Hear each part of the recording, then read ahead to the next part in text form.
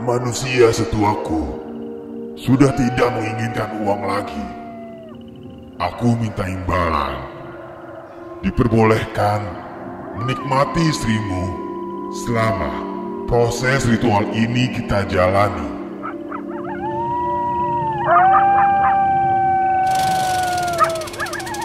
Ritual pun dimulai.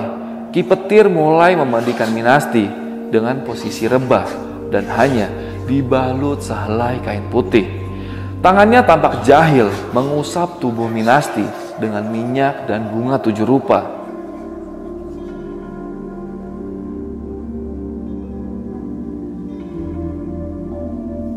Nuwun sewu Gusti ingkang welas asih, kawula saweg pangwinga-winga. Legiman melihat istrinya tiba-tiba menggelinjang. Badannya meronta dengan gerangan yang sangat melengking. Dan tiba-tiba Minasti langsung terbangun. Matanya melotot dengan rambut yang sangat acak-acakan. Wajahnya sangat mengerikan, layaknya wajah kuntilanak.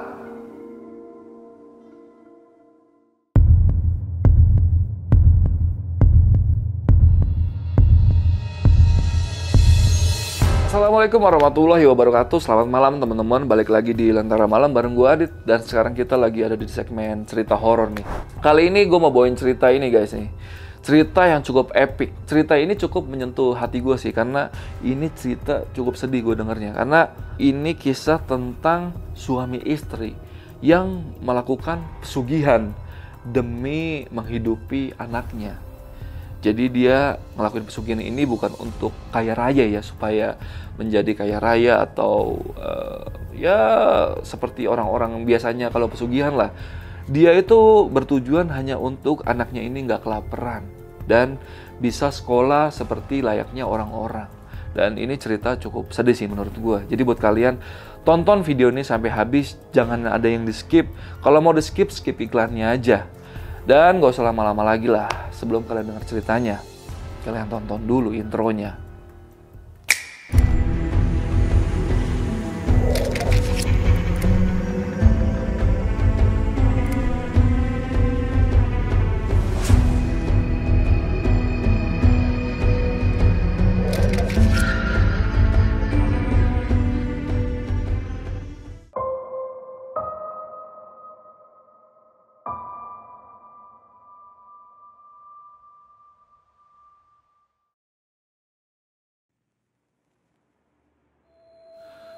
Sabar ya Bu, semua akan segera berakhir. Kata pria tua bernama Legiman kepada istrinya. Entah sudah berapa tahun, istrinya hanya terduduk di kursi goyang dengan kondisi tubuh yang sangat memprihatinkan. Tubuhnya kurus dan sangat kering. Belum lagi, beberapa bagian kaki dan tangannya dipenuhi oleh borok yang sudah membusuk hingga ke tulang-tulangnya. Wanita itu sudah lama tidak tertidur. Matanya enggan tertutup dan dia selalu menatap kosong lurus ke depan, seolah memberitahu betapa sakitnya arti dari penebusan. Legiman masih berada di sana, membuka laci lemari dan tangannya mengambil beberapa dupa dan kemenyan. Dia kemudian meletakkan benda-benda itu di wadah kuning yang ada di sana. Dibakarnya lah dupa dan menyan itu. Bau menyengat mengisi seluruh ruangan itu. Wadah kuning itu dia letakkan tepat di bawah kursi goyang yang diduduki oleh istrinya. Walau sudah menjadi rutinitas sehari-hari bagi Legiman, tetap saja ritual itu selalu membuat dia ketakutan. Acap kali jantungnya berdebar hebat ketika harus melihat puluhan kuntilanak sedang menggerogoti tubuh istrinya. Setelah dia memberi makan ingon-ingon itu, kini tiba waktunya Legiman akan memanen. Tangannya sigap mengambil potongan daging busuk yang tercecer di lantai. Walau rasa jijik menguras perutnya, tangannya tak henti nih memungut satu persatu bumbu yang menjadi resep rahasia akan ketenaran warung bakso miliknya. Hasil panen hari itu semakin sedikit. Bahkan ember yang biasa dipakai untuk menampung tidak terisi setengah dari kapasitas seharusnya.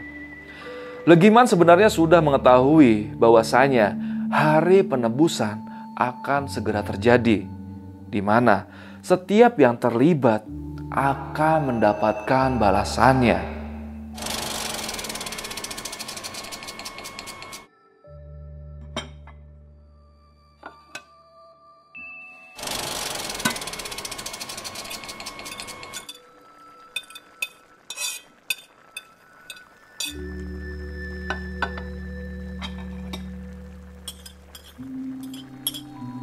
Sudahlah Pak, toh saya yang akan menanggung semuanya. Bapak manut saja, toh Bapak juga yang menikmati hasilnya. Aku sudah gak kuat Pak, mau sampai kapan hidup begini? Mau sampai kapan Bapak kerja serabutan Pak?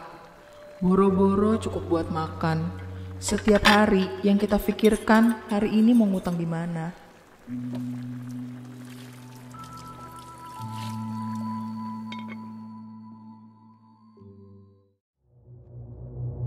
Legiman hanya terdiam mendengar segala keluh kesah dari Minasti, wanita yang dinikahinya 10 tahun lalu.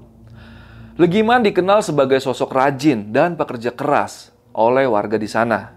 Dia tidak malu nih mengerjakan apapun selama itu adalah pekerjaan yang halal. Namun pekerjaannya sebagai pekerja serabutan membuat dia belum tentu mampu membawa uang untuk makan keluarga kecilnya itu. Seringkali dia terpaksa nih memasang muka tembok untuk mengutang sana-sini demi dapat mengisi perut keluarga kecilnya. Gak jarang pula dia dan keluarganya menjadi cibiran warga karena hal tersebut. Seperti yang tadi gue sebutin tadi, kalau dia itu tukang ngutang lah ibaratnya. Terik mentari membakar kulit Minasti siang itu. Dia berjalan dengan wajah terlihat murung dan kusut, penuh dengan kebingungan untuk menjawab isak tangis kedua anak mereka yang menanti di rumah.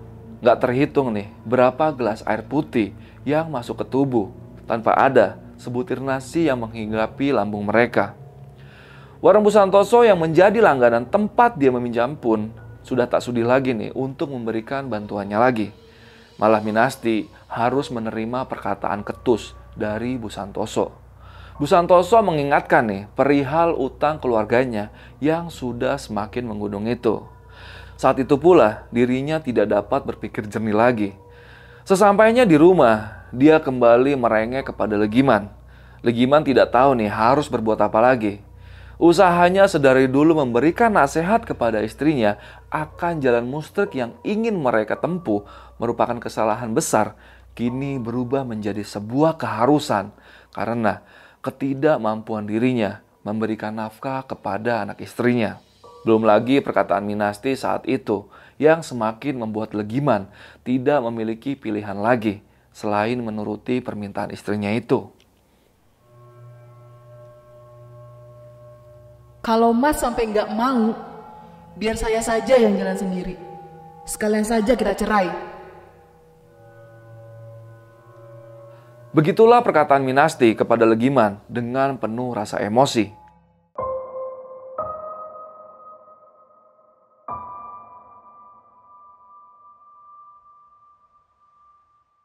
Berbekal dana utang yang dipinjam Legiman kepada Lintah Darat, saat itu juga mereka berangkat menuju ujung Pulau Jawa guna menemui seseorang yang kelak mampu merubah nasib mereka sekeluarga.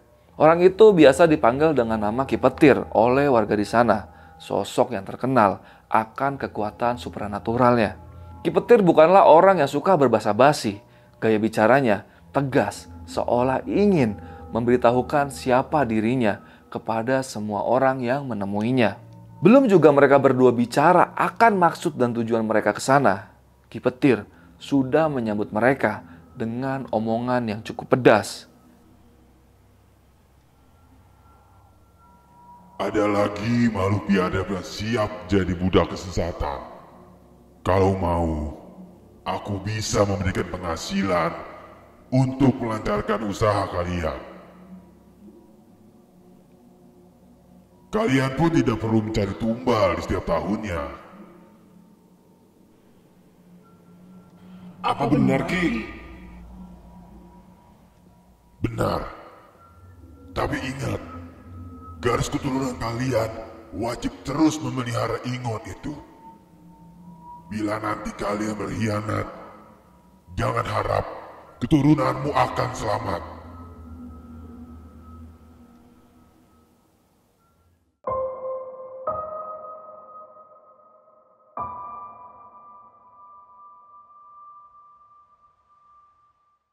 Singkat cerita, segala syarat dan hal yang harus dilakukan telah mereka sepakati. Ki Petir juga tidak menutupi apa yang akan terjadi bila mereka melanggar perjanjian itu. Selang dia memberitahukan syarat dan ritual apa yang mereka harus lakukan, tiba waktunya dia membicarakan upah yang akan diterima ketika pengasihan itu telah ditunaikan. Mereka yang datang dengan bermodal dana pinjaman sudah pasti tidak dapat memberikan bayaran yang setimpal. Dan saat itu mereka hanya bisa berjanji manis kepada Ki Petir bahwasanya segala keuntungan yang akan mereka dapat akan mereka bagi rata dengan Ki Petir. Manusia setuaku sudah tidak menginginkan uang lagi. Aku minta imbalan. Diperbolehkan menikmati istrimu selama proses ritual ini kita jalani. Ucapnya sembari memandangi Minasti. Legiman saat itu benar-benar marah wajahnya merah. Dia langsung berdiri, hendak melayangkan bau gementah ke arah Ki Petir. Baru juga Legiman bangun dari duduknya, tangan Minasti langsung merangkul dirinya. Sudah Mas, ikhlaskan aku. Legiman tidak tahu harus berbuat apa lagi. Dia sudah pasti tidak akan ikhlas melihat istri tercintanya dicicipi oleh pria lain. Namun tak ada cara lain lagi. Saat itulah kali pertama sumpah serapah kepada Sang Pencipta terucap dari mulut Legiman. Hatinya terkunci, menyimpan dendam yang teramat sangat atas segala musibah yang terjadi. Malam itu, dia tidak menentang permintaan Minasti. Namun Legiman pun tak mengiyakan permintaan itu. Pikirannya kacau, membayangkan apa yang istrinya dan jahanam itu lakukan saat itu. Legiman hanya bisa menghabiskan waktu di teras rumah Ki Petir. Angin yang berhembus dingin malam itu tidak lagi dia rasakan. Hati dan jiwanya hancur porak-poranda.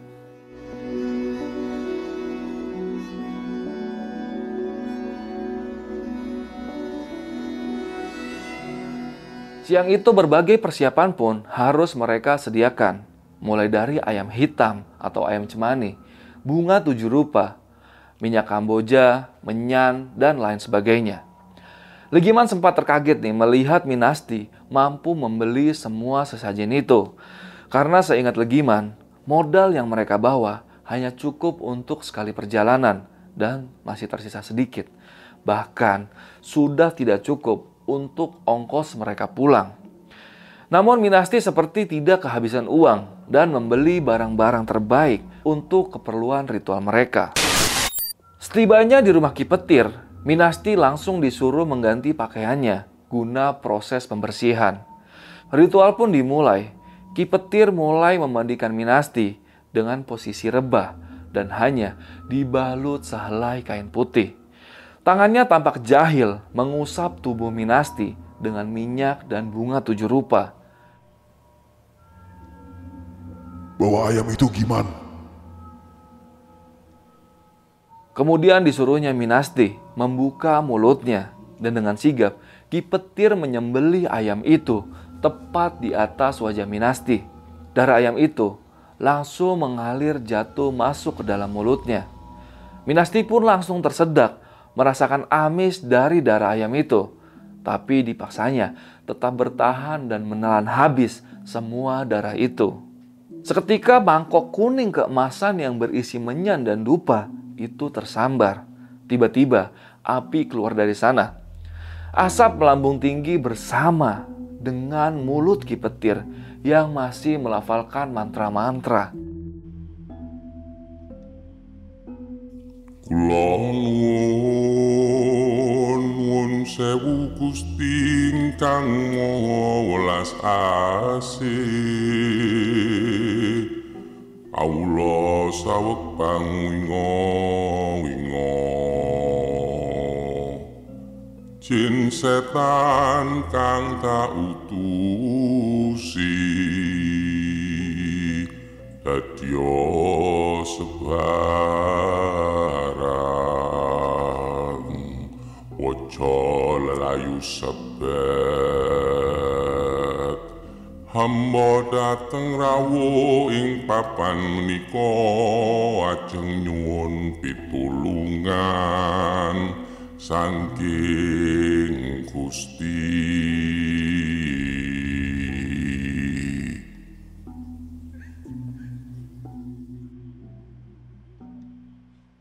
Legiman melihat istrinya tiba-tiba menggelinjang. Badannya meronta dengan gerangan yang sangat melengking. Dan tiba-tiba Minasti langsung terbangun. Matanya melotot dengan rambut yang sangat acak-acakan. Wajahnya sangat mengerikan, layaknya wajah kuntilanak. Samar terlihat beberapa kuntilanak seperti terbang masuk ke dalam tubuh Minasti. Tidak hanya satu, melainkan ada sekitar 10 kuntilanak lebih merasuki tubuh Minasti. Minasti semakin mengerang hebat, seperti tubuhnya sedang menyesuaikan tempat bagi para tamu yang bersemayam.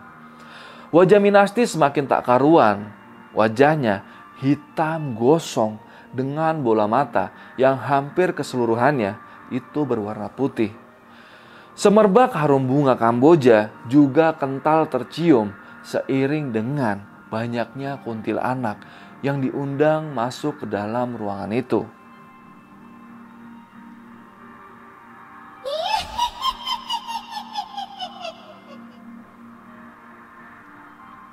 Legiman terdiam dengan keringat yang membasahi seluruh tubuhnya. Matanya nggak berkedip nih sedikit pun menyaksikan peristiwa itu. Dia nggak pernah nih berpikir mereka akan melakukan hal yang segila ini. Malam itu, kamar sempit tempat mereka bernaung itu terasa penuh. Semua mengambil perannya masing-masing, kecuali si Lagiman ini. Di saat banyak tamu yang tak diundang ingin turut serta memasuki tubuh Minasti, Ki Petir dengan cekatan menghadang gerombolan demit yang tidak diundang itu. Bukan hanya kuntilanak, gondoruo, siluman ular, atau apapun nama mereka, seolah sangat tertarik dengan aroma Minasti. Jelas di hadapan Legiman, semua makhluk itu hadir berperang melawan Ki Petir demi mendapatkan tubuh Minasti.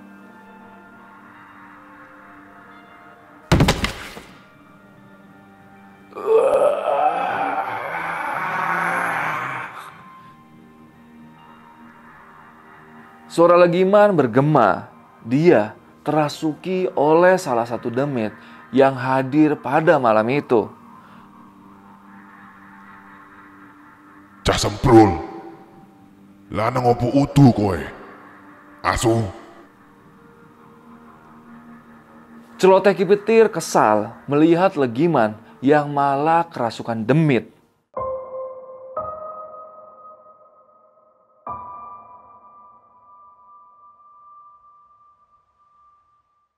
Baik Legiman maupun Minasti tidak tahu apa yang setelah itu terjadi. Mereka terbangun kala matahari sudah berada tepat di atas kepala. Mereka terheran nih melihat betapa amburadulnya ruangan itu. Belum lagi darah yang tercecer di mana-mana. Legiman maupun Minasti saling memandang tubuh satu dan lainnya guna memastikan asal dari darah itu. Ki Petir mana, Mas? Kata Minasti khawatir karena tidak ada di antara mereka berdua yang tubuhnya terluka. Dan kemungkinan Ki Petirlah yang mengeluarkan darah sebanyak itu. Siang itu mereka mendapati keberadaan Ki Petir sedang duduk di depan teras rumah. Walaupun tangannya sudah bergetar, dia tetap menghisap sebatang rokok di tangannya. Ki, nggak kenapa-napa kan? Legiman sedikit cemburu melihat istrinya begitu khawatir dengan keadaan Ki Petir. Aku sudah terlalu tua. Bersabarlah. 2 ritual lagi, kalian akan mendapatkan apa yang kalian inginkan. Semoga tubuhmu kuat menjadi rumah baru untuk 40 ingon itu.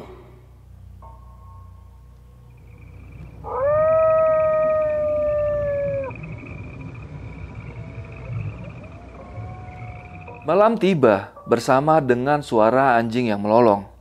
Mereka bertiga kembali berkumpul untuk bersekutu, menyembah mereka yang mungkar.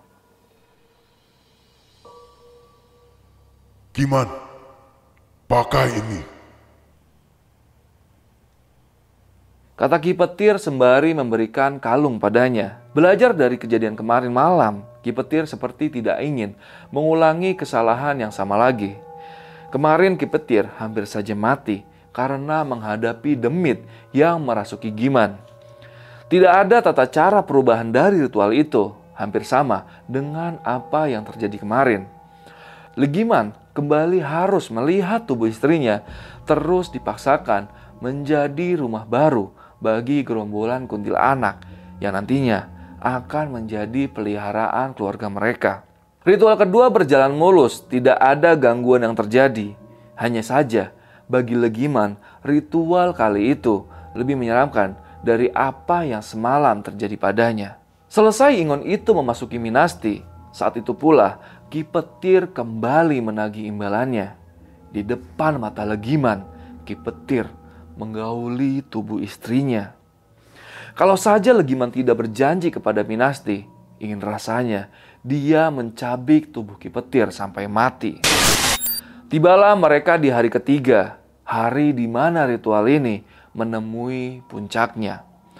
Sukma Minasti harus menaklukkan demit kuntilanak demi menyempurnakan pengasihan itu. Sebilah keris dengan ukiran menawan diberikan Ki Petir kepada Legiman. Pegang ini, Giman. Keris itu wajib kamu tusukkan bila nanti istrimu tak bisa kembali. Maksudnya gimana, Ki? Hari ini, sisa dari demit itu akan menyempurnakan pengasihan ini. Bila nanti kamu tidak dapat melawan, malah Sukmamu yang harus mencari tubuh baru. Artinya, Ki? Kowe mati. Mati secara jiwa. Tubuh itu akan tetap hidup di bawah pengaruh ingon yang coba kamu pelihara. Tahu artinya Giman? Kamu pastinya nggak mau kan membawa pulang tubuh istrimu.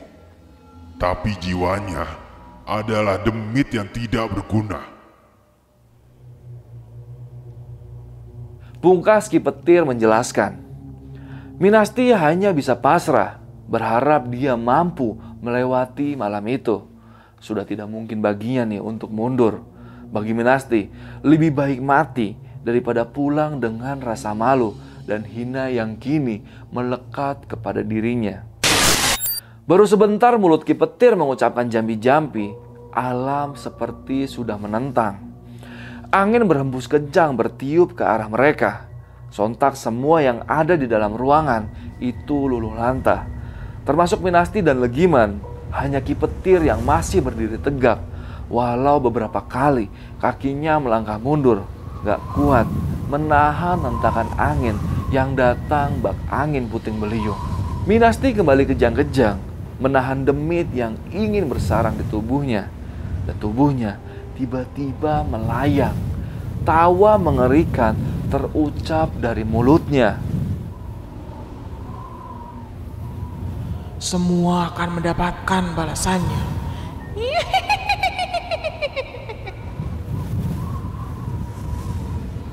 Gak lama nih, Legiman bisa menahan tubuh Minasti. Tiba-tiba tubuh Legiman remuk. Tak kalah, Minasti membantingkan dirinya ke arah tembok. Dan di situ Ki Petir bersiap mengeluarkan ajian pamungkas miliknya. Bila aku gagal, segera tusuk dia. Dengan keris itu gimana? Pinta Ki Petir ke arah Legiman yang masih mencoba bangkit menahan rasa sakit. Lelaki tua itu memang gila, kata Legiman spontan. Hanya dengan satu sentuhan Ki Petir, Minasti langsung berlutut. Walau masih meronta, tapi tubuh itu tidak lagi dapat mengamuk. Ki Petir menyayat tangannya. Darah mengalir membanjiri wajah Minasti. Tampak asap keluar dari gesekan tangan dan wajah Minasti. Tiba-tiba, Ki Petir terbatuk memuntahkan darah yang sangat banyak dari mulutnya.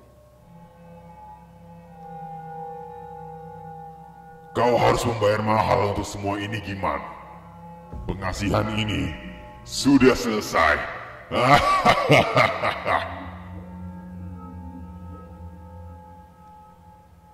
Ucap Ki Petir dengan tawa, dengan mulut yang masih berlumuran darah. Keesokan harinya semua kembali normal. Ki Petir memberikan wadah berwarna kuning keemasan. Dia juga mengajarkan bagaimana memulai untuk ritual itu. Satu pesan dari Ki Petir, minimal sekali dalam sebulan mereka wajib untuk menunaikan ritual itu. Mereka berdua gak langsung pulang di hari itu.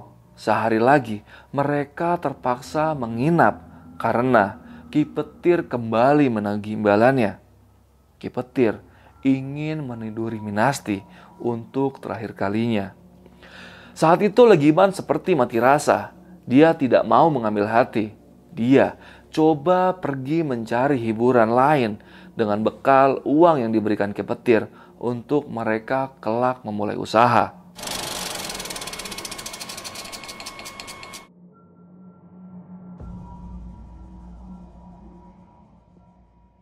Satu bulan kemudian, ini kali pertama mereka akan melakukan ritual itu sendirian tanpa dibantu oleh Ki Petir.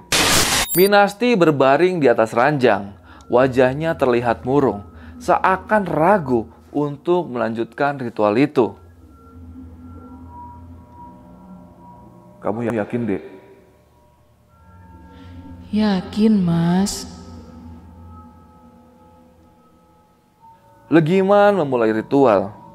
Wadah kuning pemberian Ki Petir diisinya dengan menyan dan dupa. Tangannya memantik korek dan dia langsung membakar dua benda itu. Diletakkannya benda itu di bawah kasur tempat Minasti berbaring.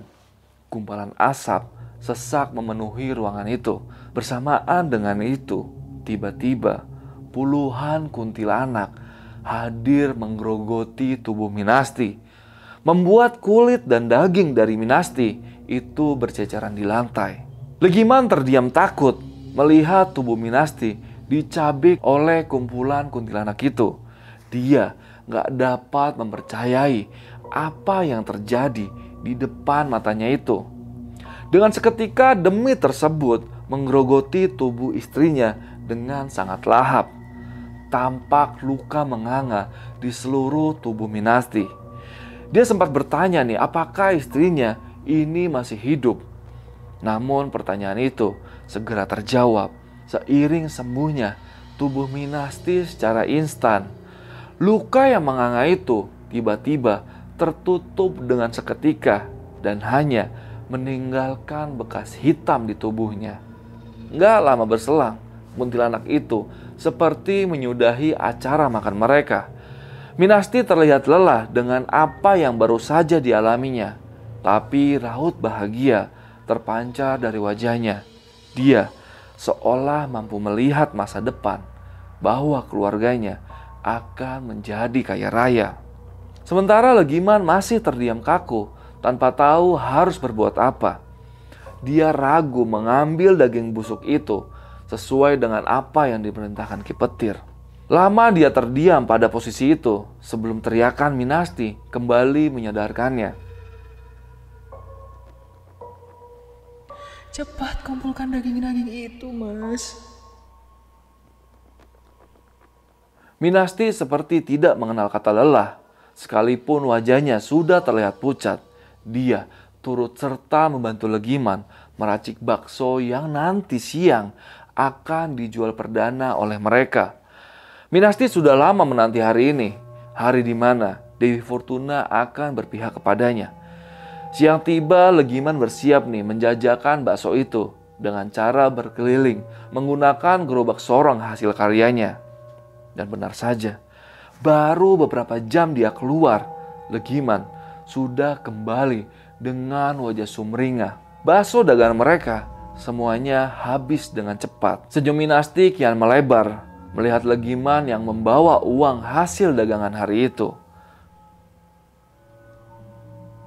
Lumayan, Dek. Bersih dapat 500.000. Singkat cerita, hanya dalam waktu seminggu, warung bakso pertama bisa mereka buka. Jadi, mereka nggak lagi berdagang keliling. Walaupun saat itu, lahan yang mereka pakai itu masih menyewa.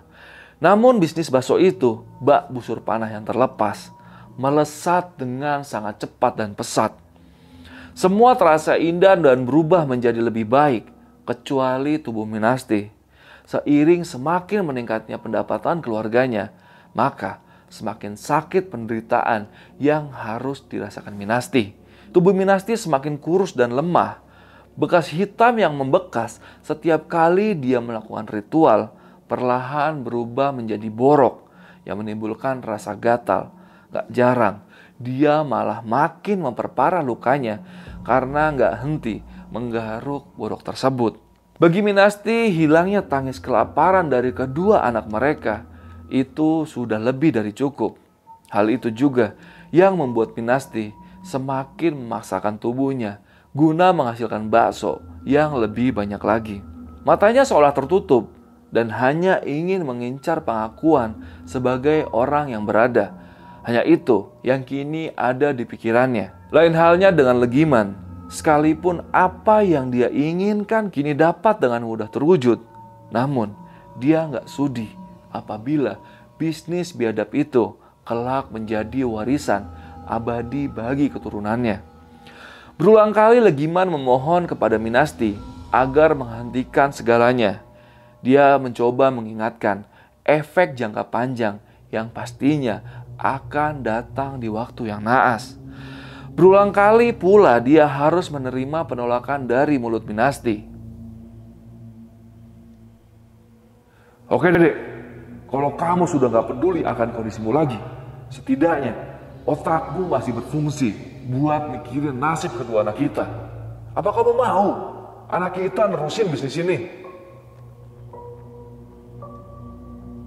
Mendengar perkataan Legiman sedikit membuka pikiran Minasti sebagai seorang ibu. Minasti pun tak akan mau menjerumuskan anaknya ke dalam jurang kenistaan itu. Hari itu, jiwa Minasti bergejolak hebat. Untuk kali pertama, dia melihat betapa murkanya sang suami. Hal yang belum pernah dilihat oleh Minasti sepanjang pernikahan mereka. Banyak berita miring juga menghinggapi keluarga Minasti. Apalagi saat itu anak mereka sudah beranjak dewasa.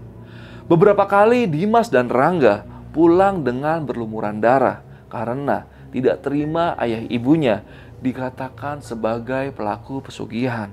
Hal itulah yang membuat Legiman dan Minasti menitipkan buah hati tercinta mereka ke sanak famili yang berada di Tanah Suci. Tidak hanya itu, sosok demit peliharaan mereka pun acap kali menampakkan diri di luar rumah Legiman dan gak jarang usil mengganggu warga sekitar. Belum lagi, bila ada suara azan berkumandang, sudah pasti raungan Minasti menjadi daya tarik untuk mengumpulkan para warga. 7 tahun pengasihan itu berlangsung. Tubuh Minasti sudah tidak dapat menahan rasa sakit lagi. Semenjak itu juga, dia hanya bisa berbaring di atas kursi rodanya. Pernah Legiman berkeinginan untuk meminta pertolongan kembali kepada Ki Petir. Sayangnya, usaha Legiman membawa Minasti ke sana itu sia-sia. Karena info dari warga sekitar, ternyata Ki Petir sudah meninggal 4 tahun silam. Kondisi itu juga yang membuat kedua anaknya Minasti dan Legiman itu dilarang pulang. Minasti selalu beralasan tidak memiliki dana. Dananya hanya cukup untuk sekolah mereka berdua. Pinta Minasti agar mereka serius belajar dan rajin beribadah. Dan nanti kalau sudah tamat, baru mereka diizinkan kembali ke tanah kelahirannya.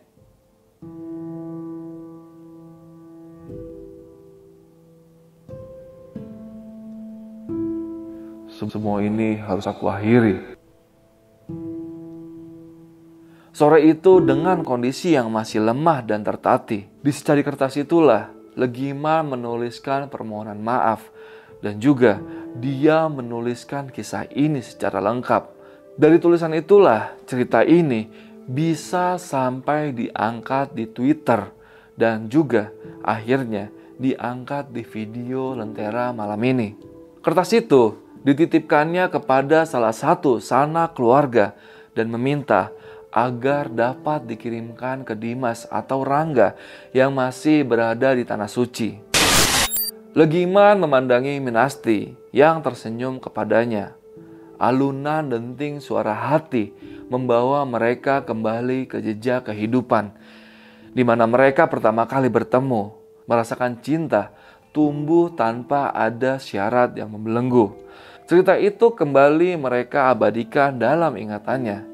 Untuk terakhir kalinya, Legiman memeluk Minasti, menceritakan kembali kisah lama yang membuat mereka berdua berlinang air mata. Tanpa harus dijelaskan, Minasti paham bahwa peluk dan cerita ini akan menjadi penutup ajal yang telah menanti mereka berdua. Diciumnya wajah istrinya untuk terakhir kali. Penuh dengan air mata, ditancapkannya sebilah pisau ke arah perut Minasti. Tetes air mata juga mengalir di wajah Minasti. Terima kasih, Mas. Ucapnya dengan penuh rasa haru. Matanya pelan tertutup seiring aliran udara yang tak lagi terhirup olehnya. Minasti menghembuskan nafas terakhir di pelukan orang yang sangat dicintainya. Legiman mengambil segala berhala ritualnya, dikumpulkannya, semua tepat di bawah Minasti. Langkahnya keluar pergi dari ruangan itu. Tak lama berselang, dia membawa satu derigen berisi bensin. Dituangkannya bensin itu ke tubuhnya, serta ke setiap sudut ruangan, termasuk tubuh Minasti. Dan akhirnya, Legiman mengambil korek yang ada di sakunya, lalu membakar dirinya. Dengan seketika api melahap rumah beserta isinya. Teriak Legiman menggelegar, menahan rasa panas yang sangat luar biasa. Dalam hembusan nafas terakhir, batinnya memohon agar diberi pengampunan, serta dia berharap ketika pagi menjelang, perjanjian ini akan menghilang bersama kematian mereka berdua. Oke, itu tadi cerita dari akun Twitter @nyata. Dan jangan di-close dulu, gue mau bahas cerita ini sedikit ya. Jadi menurut kalian gimana nih cerita yang gue bawain tadi? Kalau dari perspektif gue, ini cerita cukup terharu juga ya gue dengernya ya. Karena ini intinya kisah tentang suami istri yang rela mengorbankan dirinya, mengikuti pesugihan, dan mengorbankan jiwanya juga demi menghidupi anaknya. Jadi kan penyebab si Minasti sama Legiman ini ke Kipetir itu ya karena kehidupannya udah parah lah. Ibaratnya udah untuk makan aja mereka sekeluarga itu susah. Dan anaknya yang masih kecil-kecil waktu itu ya kan harusnya dapat gizi dan nutrisi yang banyak, tapi makan aja susah. Dan utang kemana-mana pun mereka udah susah. Karena udah terlalu seringnya utang di mana-mana, dan akhirnya ya mereka buntu dan mengambil jalan pintas, yaitu dengan ritual. Jadi buat kalian pesannya kalau bisa ya biarpun kalian mentok atau udah nggak tahu cara lagi lah untuk menghadapi hidup ini, ya usahakan kembali ke Allah lah, jangan ngambil jalan seperti yang diambil sama Legiman dan Minasti.